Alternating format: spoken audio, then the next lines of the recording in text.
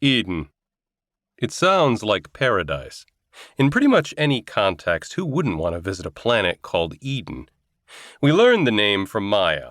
As an alien AI, she always communicates in terms we'll understand. And to the alien race who made her, I'm sure their homeworld of Eden is paradise. To that end, the name makes sense. I just came out of an 11-day explosion-induced coma, and lo and behold, I awoke to the news that I'm well on the way to Eden. I didn't have a say in that. It pains me that I'm now back on the far side of a quantum gateway, getting further and further away from my family on Earth. What pains me far more, though, is the reason for our trip. The context could hardly be any worse. It's so awful, I don't even know how to put it into words. It makes Eden the last place any of us on the Vita want to be traveling to, but the one place we all know we have to go. The long and the short of it is that we have reason to believe the same aliens who made Maya also engineered something else. The invasive alien larvae I unwittingly carried to Earth, where it's now bubbling away and threatening to throw the whole world into an apocalyptic nightmare. That's right, larvae. My brain feels foggy after so long without consciousness.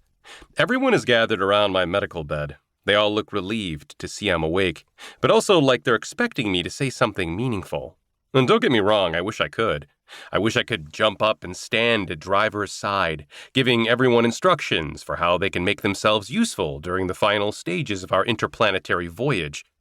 They're used to me keeping a clear head when our backs are against the wall, and I'm used to that too. Right now, though, my head is anything but clear. Driver has just dropped the whole "we're on our way to Eden" revelation on me, for one thing.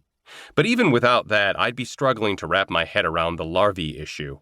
Everyone else has had 11 days to adjust to that news, or maybe even a few more if I was unconscious on the moon for a while before we set off for Eden. Me? Before losing consciousness, I had less than 2 minutes to make sense of what I was seeing, and those were 2 fight-or-flight minutes where I was running on adrenaline as I tried to survive my direct confrontation. The others have had time to watch the footage from my helmet and talk about it, whereas I only had the moment it was happening. To put it bluntly, I'm still reeling. Pathogen, sludge, larvae. Our understandings have shifted so quickly, it would take me more than a few minutes to contextualize all of this, even if my mind wasn't naturally cloudy from the coma. I need a minute, I say, breaking a silence that began when Driver revealed that we're on the way to Eden. My thoughts are moving quickly, even if they're not moving very coherently, so it's not like the others have been staring at my dumb expression for minutes on end. Driver nods in understanding and gestures with her hand for the others to give me some space. You don't have to leave, I tell them. I'm trying to... Ray, okay? Little Leica squawks, tilting his head slightly in the way he does when he's worried about someone he cares about. I will be when I finish waking up, buddy, I reply, forcing a smile that eases his concern. Okay, where was I? Wow, I hate feeling like this.